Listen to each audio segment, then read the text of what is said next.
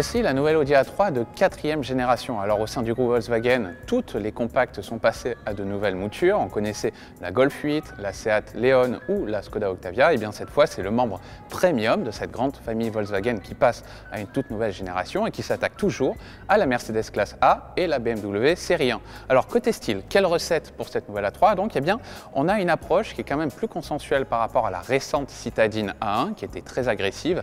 Ici, on a des proportions et des dimensions un peu plus randouillardes, très classiques, mais quand même certains détails très intéressants à noter. Alors le plus marquant de tout, c'est au niveau du 3/4 arrière et de ce grand décochement au niveau des ailes arrière. Alors ça nous fait penser carrément au gros modèle sportif, ultra sportif de la marque Osano, c'est du RS quasiment.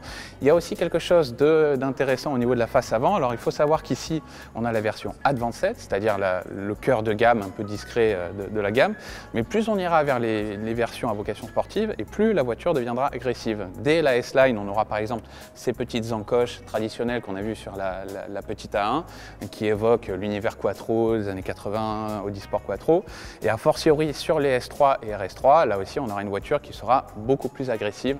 De manière générale, ça nous paraît quand même très cohérent par rapport à une Mercedes classe A ou surtout à une BMW série 1, peut-être un peu moins intéressante à regarder.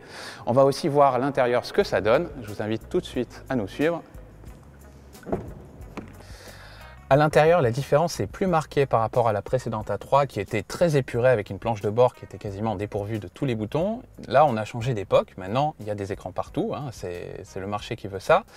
Évidemment, l'architecture de base est similaire à celle de la Golf, mais comme on a une vocation premium et un positionnement premium, eh bien la qualité perçue est un petit peu au-dessus, c'est normal. On a évidemment le Virtual Cockpit qui est de série avec un tableau de bord à 10,5 pouces en version de base qui peut monter à 12 pouces en option. Et on a un autre grand écran sur la console centrale qui est tactile, avec pas de retour haptique, mais comme sur un smartphone avec un retour sonore. En termes de finition, c'est très beau à regarder.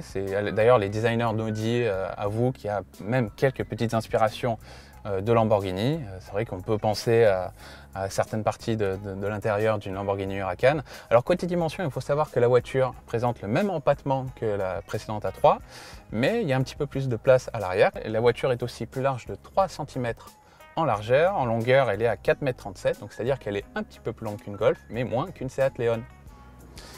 Donc, découvrons le coffre de cette nouvelle Audi A3 de 4e génération. Alors 380 litres, c'est-à-dire 20 litres de plus que le précédent modèle.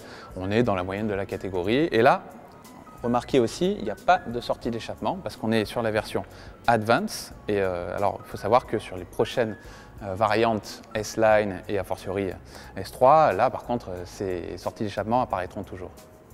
Alors, côté motorisation, au lancement, on aura un seul moteur essence, 1,5 litre de cylindrée 150 chevaux, ainsi que deux diesels en version 2 litres TDI de 116 et 150 chevaux.